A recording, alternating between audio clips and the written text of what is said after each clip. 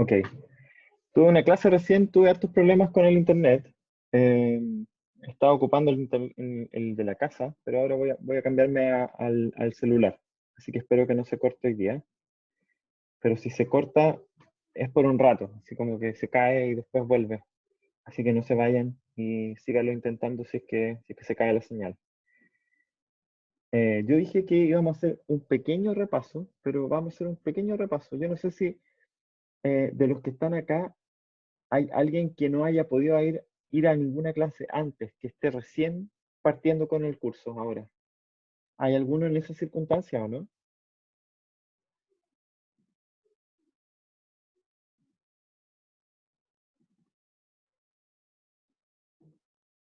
Ya. Voy a suponer que la ausencia de respuesta es que no hay nadie en esa circunstancia. Entonces, les voy a decir que simplemente que habíamos hablado del equilibrio hidrostático. Eso está subido ya en algún video. Y habíamos hablado también de cómo se veía la atmósfera, una atmósfera isotérmica en equilibrio hidrostático, ¿sí? Y habíamos definido lo que se llamaba la escala de altura para una atmósfera hidrostática, ¿ya? Entonces, déjenme recordar un poco esas ecuaciones. Para eso vamos a tener que ocupar una pizarra. Entonces, una primera ecuación es la ecuación hidrostática, ¿cierto? Em, Em, Hola, ¿Sí? profe, perdón. Lo que pasa es que preguntó si alguien está en esa situación y yo no estoy en eso, pero he tenido problemas para ver la gran mayoría de las clases. Onda, creo que vine a la primera y la segunda y después creo que quedé atrasado con el curso. No he visto ninguna de estas ecuaciones y he sabido que se habla de un canal de YouTube, pero tal vez yo soy muy malo buscando en un curso, pero no lo he encontrado. Ya.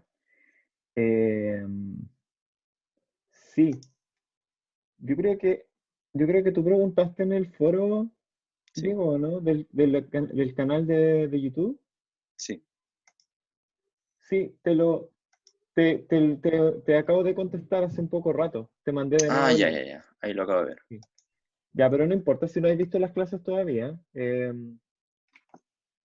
No, digamos que así el gran avance, o sea, hemos avanzado, pero no hay nada que no puedas mirar viendo las clases. Yo creo que, de hecho, voy a partir bastante antes de lo que partió de cómo terminó la ¿Es clase la polola pasada. Joaquín? Sí.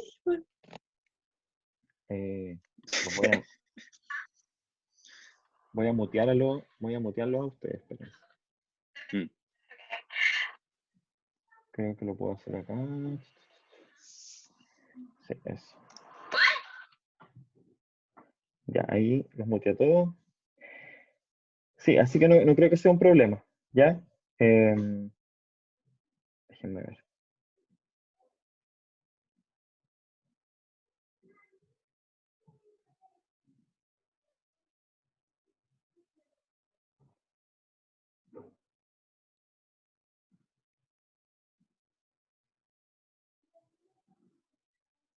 Sí, ahora supongo que ven una pizarra, ¿cierto? Sí, Sí. Ya.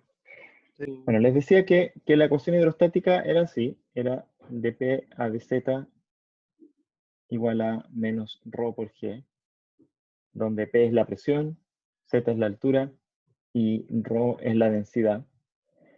En el caso bueno, en cualquier caso, P es igual a ρ por R sub D por T, donde R sub D es la constante del aire seco, la constante universal del aire seco, o la constante, no es universal, la constante de los gases para el aire seco, y ρ es la densidad. Entonces, en una atmósfera, en una atmósfera cualquiera, en realidad, ρ es igual a P partido por R sub D por T. Así que, en ese caso, en la ecuación hidrostática, uno podría reemplazar la ley de los gases ideales y la ecuación hidrostática, y quedaría una cosa así como esto, que de P a de Z es igual a menos P por G partido por R sub D por T. Y eso, lo que habíamos dicho es que podemos pasar la P al otro lado y hacer esto de P partido por P es igual a menos G partido por R sub D por T a de Z. Si uno integra esta ecuación, entre una presión P0 y una presión P, y entre una altura 0 y Z acá,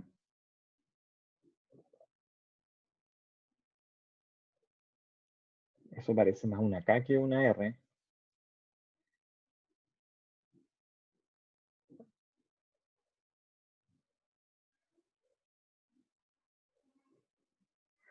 En general, la integral no se puede hacer bien, porque la temperatura es función de la altura, ¿sí?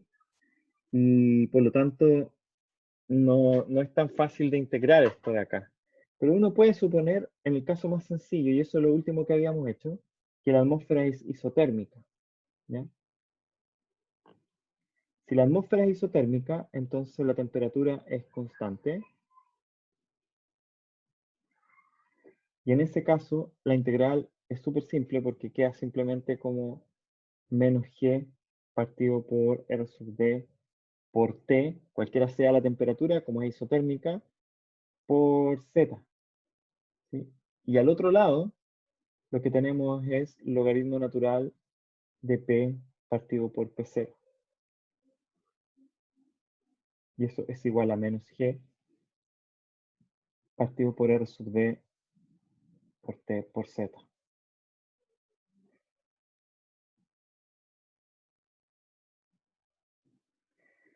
Si uno vuelve a escribir eso, logaritmo natural de P partido por P0 es igual a menos G partido por R sub D por T por Z.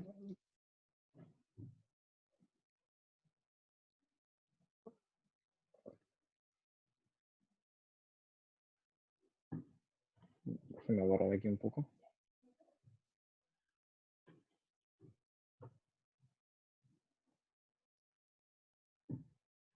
Y ahí uno aplica la exponencial acá.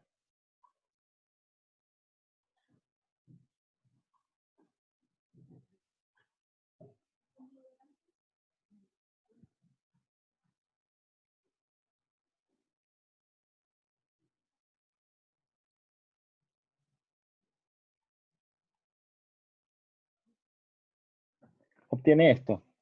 Ahora, en esta definición de acá, ustedes pueden ver que la presión disminuye con la altura, ¿ya? Rápidamente, de manera exponencial.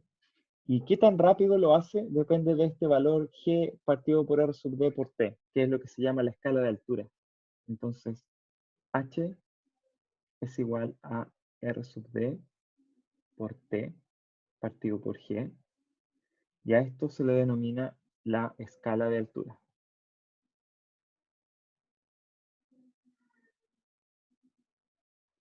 Esta escala de altura es obviamente una escala de altura que depende de la atmósfera isotérmica, ¿no? Entonces, ¿qué tan buena aproximación es una atmósfera isotérmica a la realidad? Profe, ¿Sí? ¿qué es la D en RDT? La D es una D chiquitita, es una D que va con la R, ¿ya? Es R sub D, Ah, ya. ¿sí? Y R sub D es la constante de los gases para el aire seco, por eso se llama una D chiquitita. ¿Ya? Y eso vale 287 Joule kilogramo Kelvin. ¿Ya?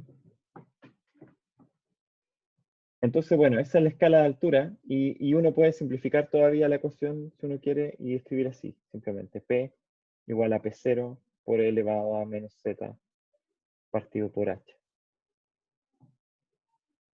¿Ya? Y esa es nuestra gráfico, ¿cierto? En que uno ve cómo cambia la presión con la altura y a una cierta altura inicial la presión es muy grande ¿cierto? Vale P0.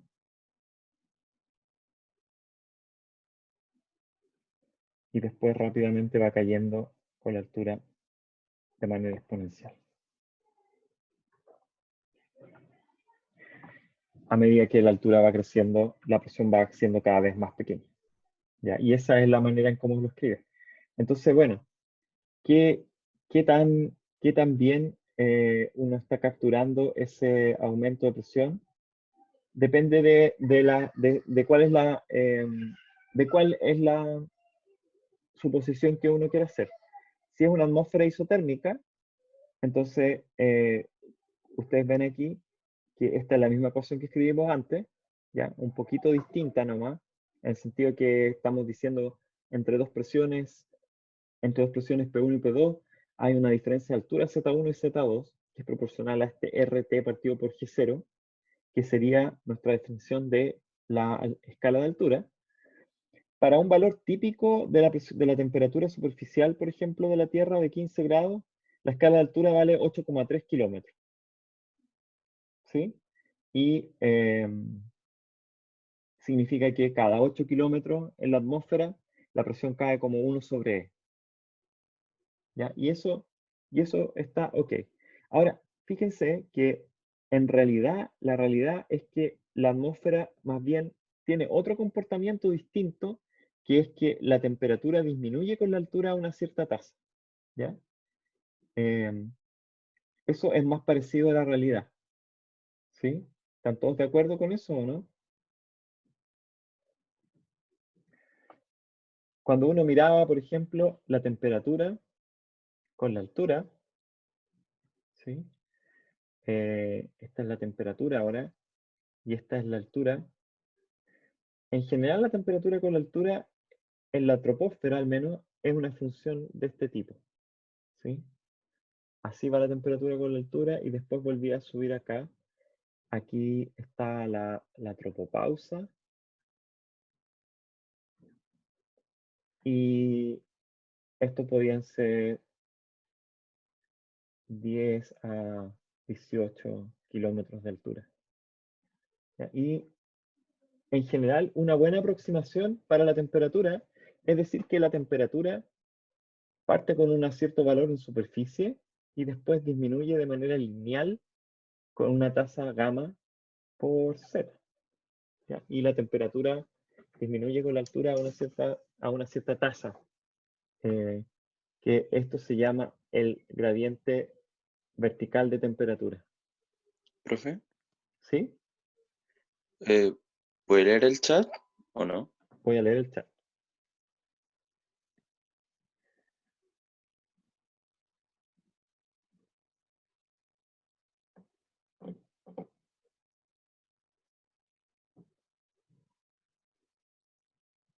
Sí. A ver, para esta fórmula, ¿para cuál fórmula, Felipe? Para la fórmula que dedujimos del P igual a P0 por E elevado a menos Z partido por H. A ver, volvamos atrás. ¿Cuáles son los supuestos detrás de esto? Quizás eso es lo que está preguntando Felipe. ¿Cuáles son los supuestos detrás de esto? Hay dos. Uno es que la atmósfera es hidrostática. Y eso significa que no haya movimientos verticales ni horizontales en general, o que los movimientos en la vertical sobre todo son despreciables. Esa es la aproximación hidrostática. Y la segunda suposición en esta ecuación en particular es que la atmósfera es isotérmica. Isotérmica. Lo cual no es una muy buena suposición.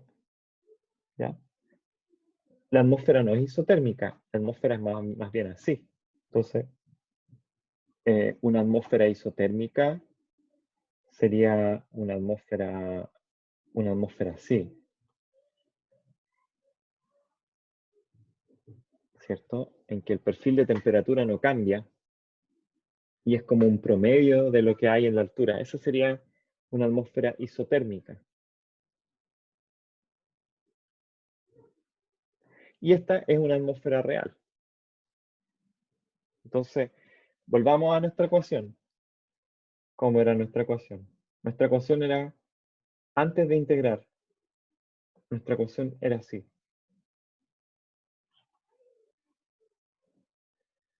Que de P partido por P era igual a menos G partido por R sub D por T a de Z. ¿Ya? Si copio eso mismo acá, que sería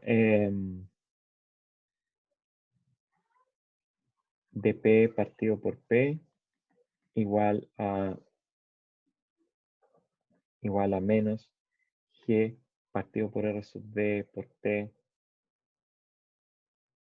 por dz, ¿cierto? Y uno integrara esto ahora sobre una atmósfera real, entre comillas, pongámosle a eso atmósfera real. La integral sería distinta ahora porque sería la integral de dp partido por P entre P0 y P, y eso sería igual a la integral entre menos G partido por R sub D por T0 menos gamma Z por dz entre 0 y z.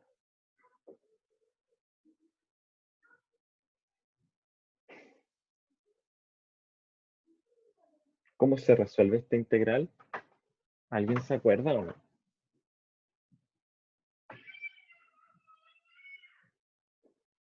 Yo a veces me acuerdo, otras veces no. Pero es algo así como esto. Entonces, esto es logaritmo natural de P partido por P0. Y acá, bueno, acá el G se puede sacar para afuera, ¿cierto? El RD también. Y queda la integral de 0 a z de z partido por T0 menos gamma z. También lo que se hace acá en general es que uno puede multiplicar arriba y abajo por 1 sobre gamma. Entonces esto queda menos G partido por RD 1 sobre gamma ¿Lo de integral. izquierda es un logaritmo? Sí, lo de la izquierda es un logaritmo, perdón, está medio feo eso. Ya, gracias.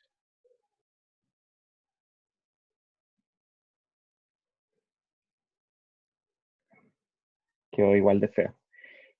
Y esto sería de Z partido por T0 partido por gamma menos Z, una cosa así. Y bueno, esta integral de acá igual es una integral de logaritmo. Así que finalmente, si uno vuelve a resolver eso para el valor exacto, obtiene esto que está acá. ¿Ya? En este caso, nuestro Z1 sería 0, y lo que obtendríamos es que la altura se sigue a la presión como esta función de acá, ya como T0 por 1 menos P2 partido por P1, o en este caso P partido por P0, elevado a R sub D por gamma partido por G. Ya pueden comprobarlo si quieren haciendo la integral efectivamente.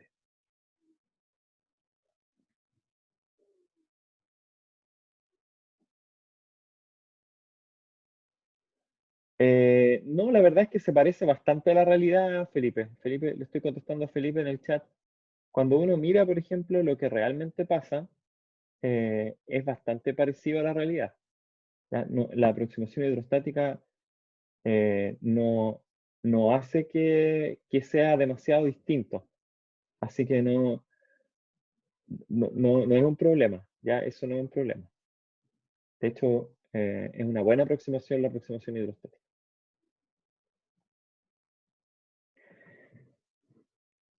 Eso respecto de la atmósfera, ¿ya? Y esta, bueno, esta es la ecuación ipsométrica que se llama, porque básicamente cuando, por ejemplo, cuando existía la aeronavegación y no existían los GPS o no había otra manera de calcular la altura, lo que hacían los aviones es que los aviones se les reportaba la presión de superficie desde un aeropuerto por radio. Por ejemplo, un avión va pasando por Santiago y se sabe que la presión superficial en Santiago son 920 metros, 920 o 950 hectopascales. Y entonces el avión, por ejemplo, podría estar midiendo 600 hectopascales. Dado que el avión sabe más o menos cuál es la distribución de temperatura también, porque, por ejemplo, podría tener la temperatura en superficie y podría también tener la temperatura en la altura del avión, va a poder calcular, el piloto va a poder calcular gamma, va a poder meter su valor de presión leído, va a poder meter gamma acá y va a poder calcular la altura sobre el nivel del suelo en la que se encuentra el avión, con un barómetro, con un instrumento, con un puro instrumento que mida la presión. ¿Ya? Y a eso en aviación todavía se le llama y todavía se ocupa, obviamente, porque por mucho que haya GPS, por ejemplo, podrían caerse los satélites o podría pasar algo y no haber señal de GPS, y entonces todos los aviones que están en el aire estarían en problemas. Todos llevan un barómetro y miden la presión y pueden calcular la altura en base a calcular la presión. ¿Se entiende cómo se puede ocupar la fórmula de acá para calcular la presión? Perdón, para calcular la altura, si es que yo conozco la presión en la que estoy. Onda despejando Z. Claro, o conociendo también Z1, por ejemplo, en Santiago uno sabe que la altura sobre el nivel del mar de Santiago son 500 metros. Y uno también le podrían decir la presión por radio, le podrían informar la presión de Santiago por radio, y uno entonces Presión podría a calcular, nivel de piso, digamos. sí. Ya.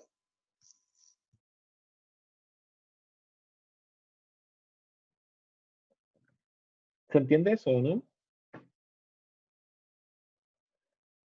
Ahí me Sí, quedó claro. Sí. Ya, entonces, bueno, uno puede jugar acá y eso podríamos hacer una tarea y creo que vamos a hacer una. Podría uno jugar acá, por ejemplo, saber qué tanto error uno comete en calcular la altura del avión si uno supone una atmósfera isotérmica versus si uno hace todo el cálculo con una atmósfera, con un perfil vertical más realista. ¿Ya? Y la verdad es que cuando uno hace los cálculos, la verdad es que los cálculos no son tan sensibles a eso. O sea, hay una buena aproximación ya incluso ocupando una atmósfera isotérmica.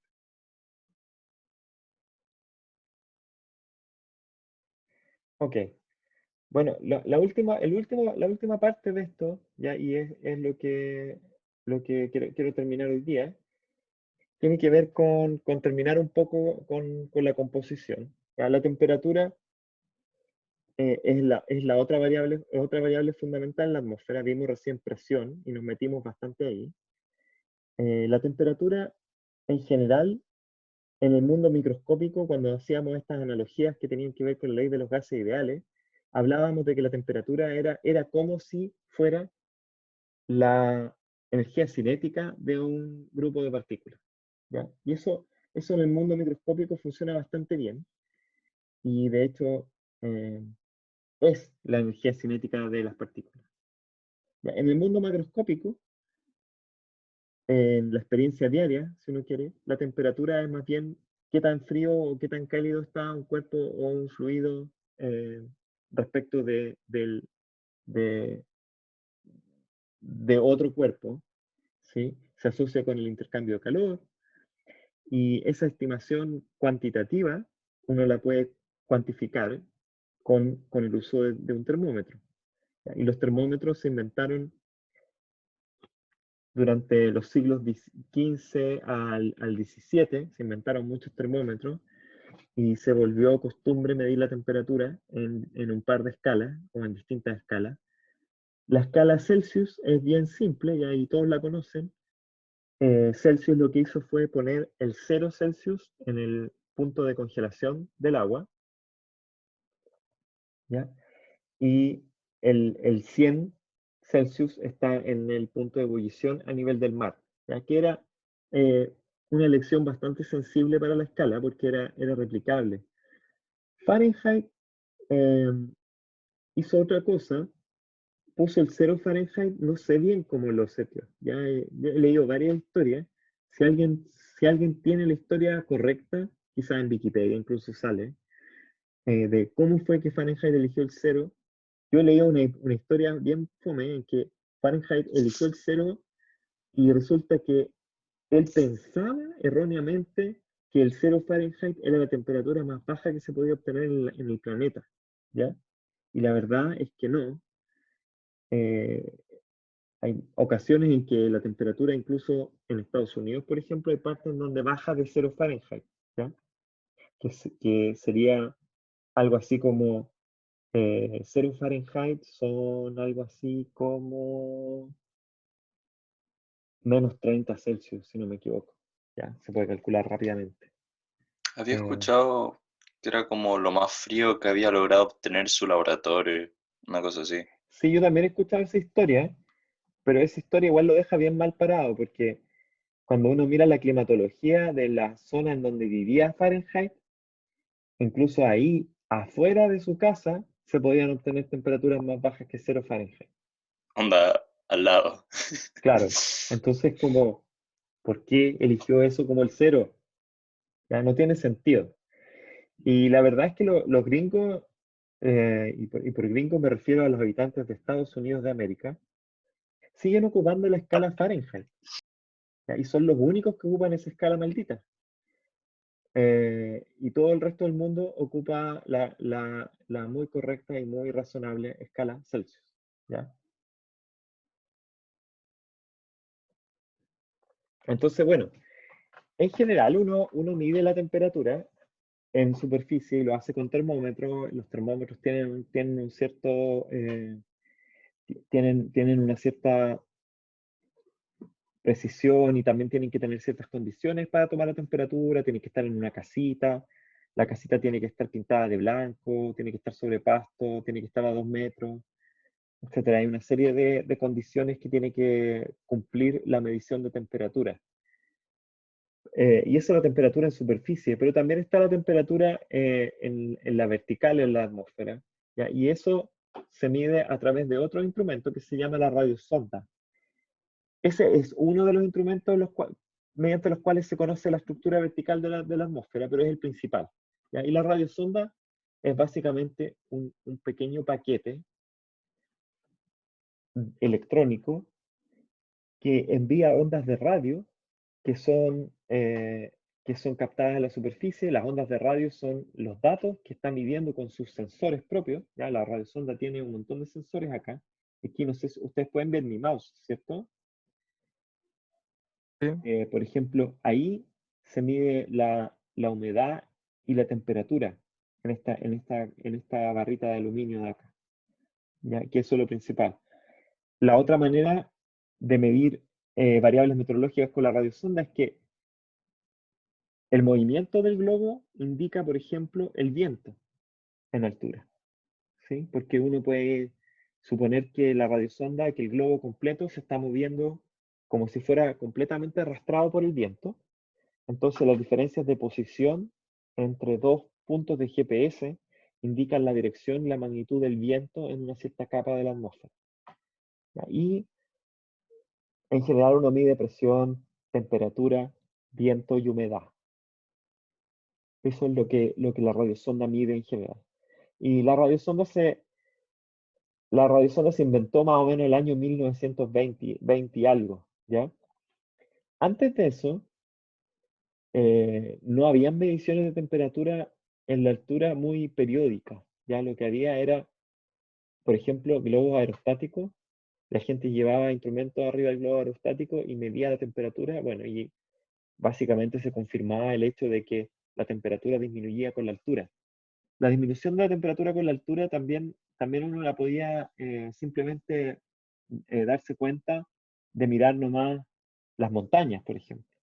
Uno en el valle rara vez veía nevar, pero en la montaña, al tope de la montaña, siempre había nieve. Así que muchas culturas sabían que la temperatura disminuía con la altura, incluso, incluso la gente iba a los cerros, así que tenía la experiencia real de que la temperatura disminuía con la altura.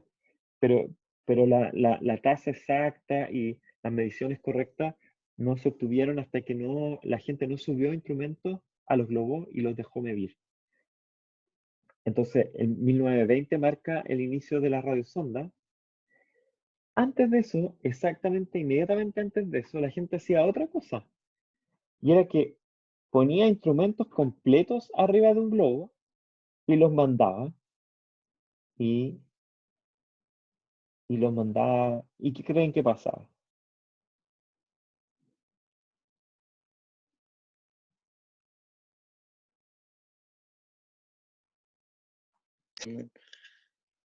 No voy a seguir si no me dicen nada. Ahora sí, profe. Ahí volvió, profe. Sí, profe. Ya lo Ahora se escuchamos. escucha. Justo me fui. Ya, justo les hice una pregunta. Yo pensé que nadie quería contestar. Ah, no, profe, justo se cortó. Ya. No, les preguntaba qué creían que pasaba antes de 1920. La gente, yo les decía, la gente mandaba instrumentos en globo, pero no existía todavía no existía la tecnología para que los instrumentos mandaran los datos de vuelta por ondas de radio. ¿Qué creen que pasaba? ¿Calculaban dónde caían los globos? ¿O subían montañas tal vez? ¿Ya? ¿Alguna otra idea? Subían con el globo. Subían con el instrumento en un globo. Ya, eso sí lo hacían. Eso sí lo hacían. Pero también mandaban globos sin personas y mandaban el globo nomás con el instrumento. ¿Qué creen que hacía la gente para obtener los datos?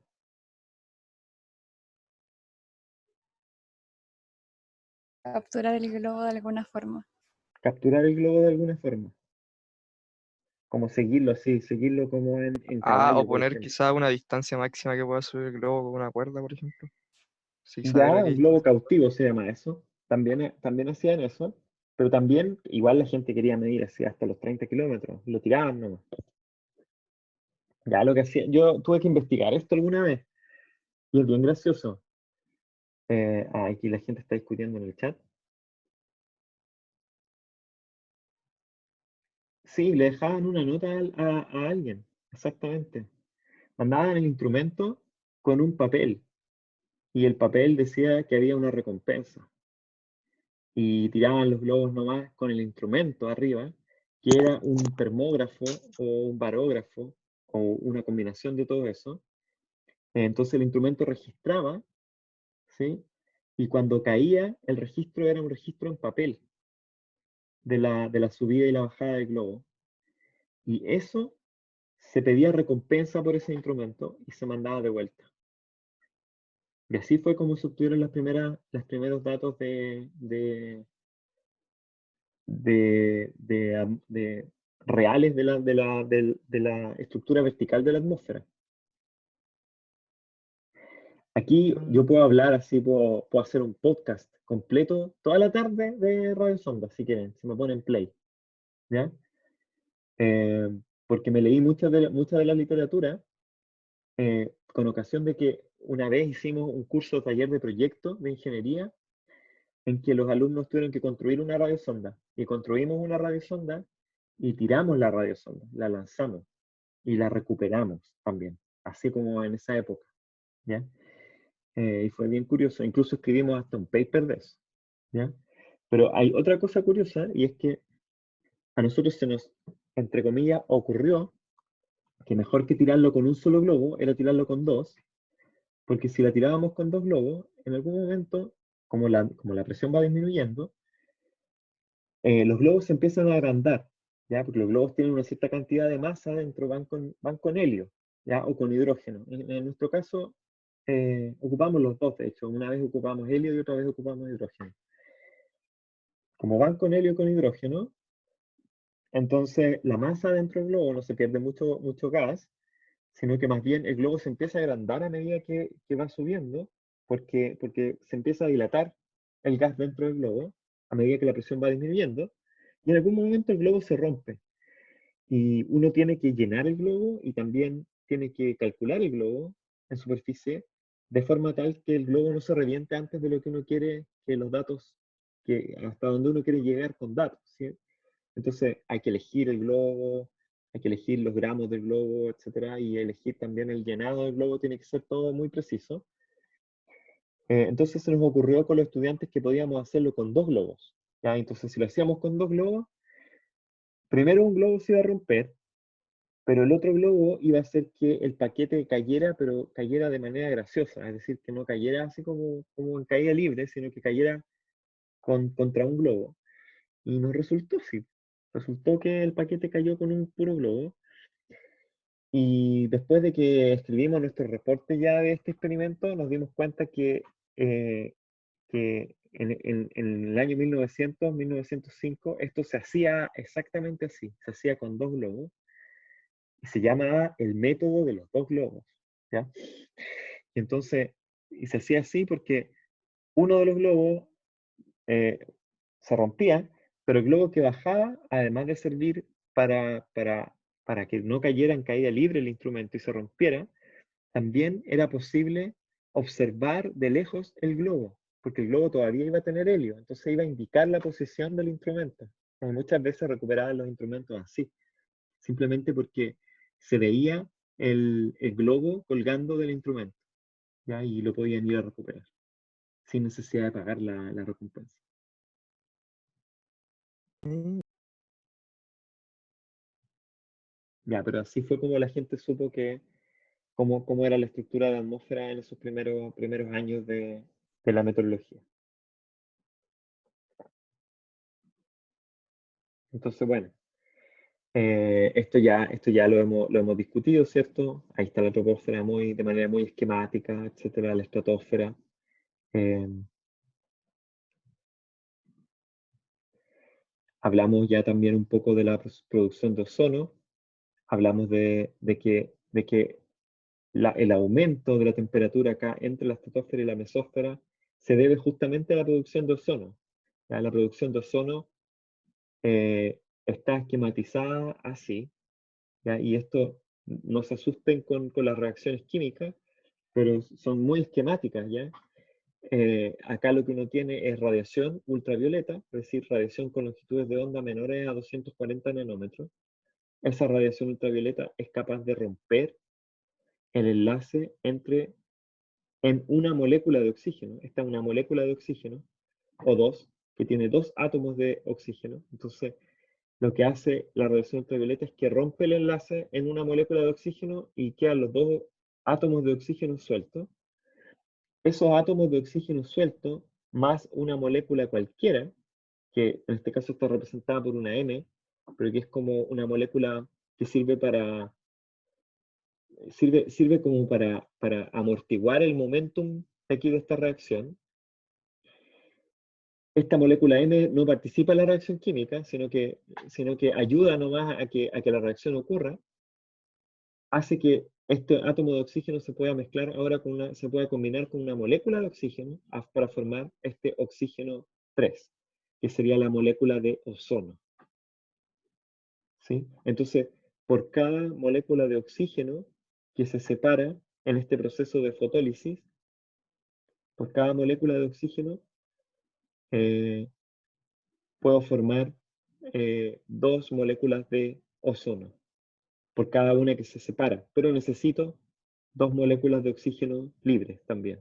Entonces la reacción, así como esquemáticamente, es que con tres moléculas de oxígeno más la radiación ultravioleta yo genero dos moléculas de ozono. Ya, esa es la producción. Pero así como se produce el ozono, también se puede destruir, ¿ya? Y la destrucción ocurre a través de estas reacciones de acá. Entonces las reacciones son, de nuevo, la molécula de ozono se puede fotolizar, esa es la fotólisis del ozono, por un fotón de alta radiación que convierte la molécula de ozono en una molécula de oxígeno más un átomo de oxígeno, ¿ya? También puede ser que un cierto compuesto le robe un oxígeno al ozono, ¿sí? Y se oxide ese compuesto. Y en la oxidación, entonces, también elimino uno de los oxígenos. Y finalmente se da la reacción opuesta, es decir, que dos moléculas de ozono más un fotón con la radiación correcta, termino con tres moléculas de oxígeno, ¿sí? Y bueno, estas moléculas X Son moléculas que son capaces de recibir este oxígeno suelto que anda por acá, ¿cierto? Después de la fotólisis, porque si no podría ser que la reacción se devolviera nomás y volver a producir ozono. Muy esquemáticamente, estos compuestos X son los clorofluorocarbonos, ¿ya? Que son estos compuestos que están en la estratosfera, y estas reacciones son mucho más complicadas que lo que sale acá. No son reacciones gaseosas de partida, son reacciones que ocurren sobre la superficie de un sólido, es decir, son reacciones químicas heterogéneas, ¿ya? Y por lo tanto esto está todo muy, muy simplificado, vamos, ¿ya? Pero es más que nada para dar cuenta, no del hoyo de ozono, sino que para dar cuenta más bien de este aumento de temperatura en la estratosfera, entre la estratosfera y la mesósfera. ¿Por qué ocurre el aumento de temperatura? Ocurre justamente porque cuando yo ocupo uno de estos fotones ultravioleta en aumentar, en hacer reaccionar al ozono, esa energía pasa de alguna forma al pool de moléculas que están ahí en ese nivel, ¿ya? Y pasa porque esta molécula M también se agita, entre comillas, en esta reacción química, y ahí aumenta su temperatura. Y ahí eso aumenta la temperatura general de esa capa. Y ahí el ozono se produce ahí, no se produce más abajo, se produce más que nada ahí, y más abajo, como esta radiación ultravioleta se ocupa justamente para destruir la molécula de oxígeno, entonces hay menos fotones disponibles a medida que uno va bajando y se va encontrando con la estratosfera y después con la troposfera. Y eso hace que esta capa actúe efectivamente como un filtro de la radiación ultravioleta a través de estas reacciones de producción, y eventualmente deja de ser un filtro si es que ocurren estas reacciones de destrucción.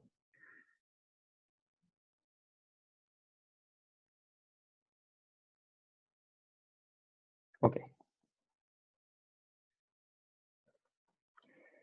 Esto también lo mencionamos al principio del curso. La estructura vertical de la atmósfera es tal que la troposfera cambia con la latitud. No es lo mismo la troposfera polar, que es mucho más bajita que la troposfera tropical o que la troposfera de latitudes medias, ¿sí? Y por lo tanto hay como una especie como de gradiente. Es mucho más alta la troposfera tropical, y eso tiene que ver con que la radiación y la mezcla turbulenta en los trópicos, el hecho de que haya muchas tormentas convectivas y mucha precipitación, eso hace que la mezcla sea mucho más vigorosa en la troposfera tropical que lo que es en la troposfera polar, y eso hace que la temperatura siga bajando con mucha más fuerza en los trópicos que en los polos. No se, no se entiende muy bien por qué la temperatura baja al mezclarse el aire tropical, ¿cierto? No debería ser al revés, no debería ser que en el aire tropical uno como que calienta las capas altas de la atmósfera, pero la verdad es que no, y luego vamos a ver eso, porque es así, y tiene que ver más que nada con que cuando uno aumenta la mezcla, lo que uno hace es que uno toma aire que está más cerca de la superficie y lo lleva hacia presiones más bajas, ese aire se expande y se enfría. Entonces, ese enfriamiento es más efectivo cuando hay más mezcla de aire convectivo.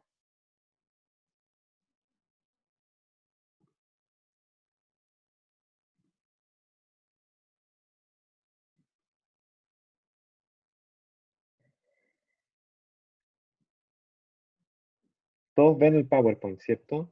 Sí.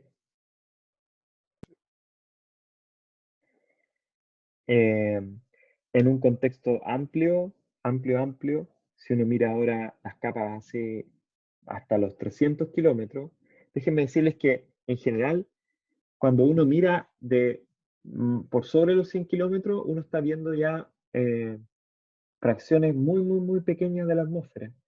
Fíjense cómo la presión cambia. ¿Se acuerdan que habíamos dicho que la escala de altura era como 8 kilómetros?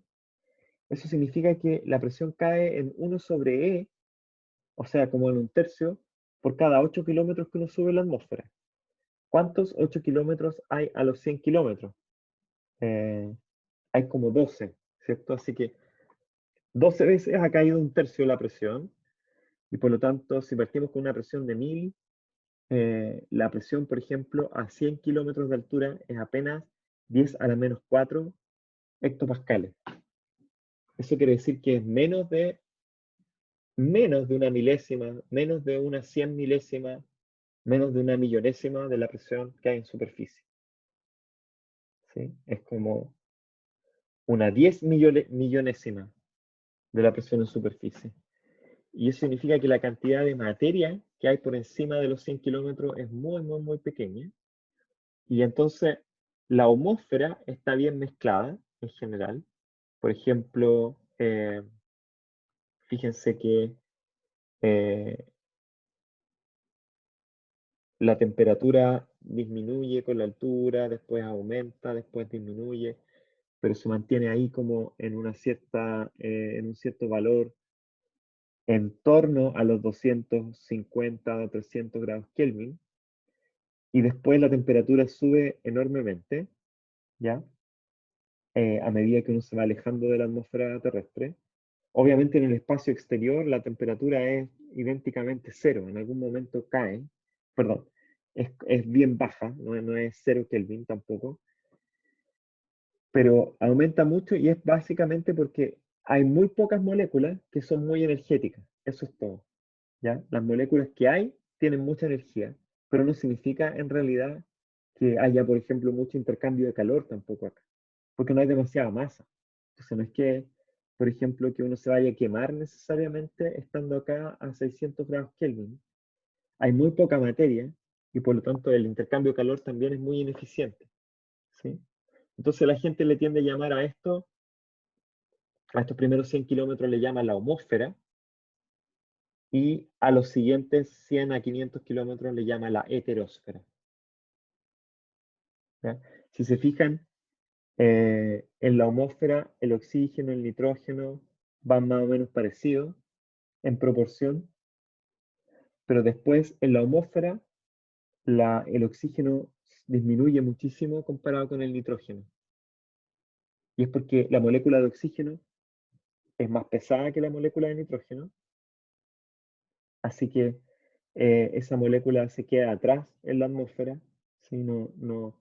No logra pasar los 100 kilómetros demasiado bien, y más bien predomina el nitrógeno en los niveles altos por ser más liviano. Se nota ahora una diferencia en la proporción entre el nitrógeno y el oxígeno. Es decir, esa proporción de nitrógeno y oxígeno que es 80-20 en la superficie, deja de ser 80-20. Fíjense que los cambios acá son cambios de órdenes de magnitud, así que podría ser que hubiera un orden de magnitud menos oxígeno o 2 órdenes de magnitud menos oxígeno que nitrógeno, por ejemplo, acá a 300 kilómetros.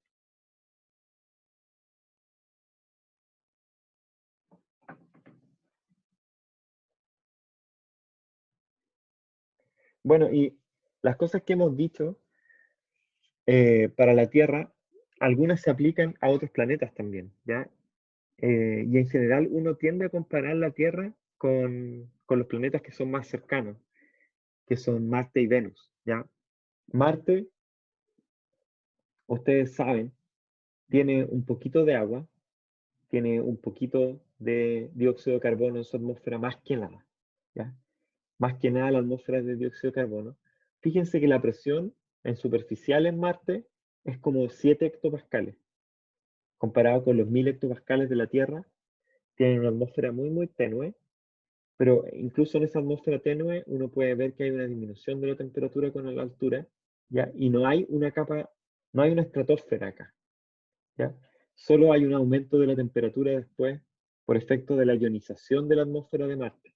Es decir, no hay ningún gas que sea radiactivamente activo al nivel del ozono para explicar, por ejemplo, una capa de ozono, ¿ya? Y así que eso significa también que probablemente la radiación ultravioleta llega muy intensa, ¿ya? Hay nubes de agua, o hay agua en estado de vapor, sí hay, pero también hay dióxido de carbono en estado de vapor y también dióxido de carbono como nubes de dióxido de carbono. y hay sublimación de dióxido de carbono de la superficie hacia la atmósfera. O sea, hay como una especie de ciclo del dióxido de carbono en Marte, pero todo muy restringido y muy tranquilo, ¿ya? En Venus, por otro lado, Venus es el otro extremo. En Venus hay una atmósfera muy pesada de dióxido de carbono, y en este caso la presión en superficie es de los 90.000 milibarios, o sea, es como 90 veces la presión atmosférica de la Tierra. Ya, esa sería la presión atmosférica de la Tierra acá. Pero fíjense que tenemos 90 veces más presión en Marte, perdón, en Venus. Como esto es más que nada también CO2, el efecto invernadero dentro de Venus es muy grande y la temperatura superficial es del orden de los 500 grados Celsius. ¿Ya? Mientras que, por ejemplo, en Marte, la temperatura promedio es como de, claro, de 20 grados Celsius, 10 grados Celsius parecido a la Tierra, pero tiene oscilaciones muy grandes entre verano e invierno, y eso tiene que ver con la inexistencia de la atmósfera, de una atmósfera muy potente. En cambio, en Venus, la atmósfera es muy intensa, tiene mucha eh, contenido de gases de efecto invernadero, y eso hace que las temperaturas sean tan altas también en Venus.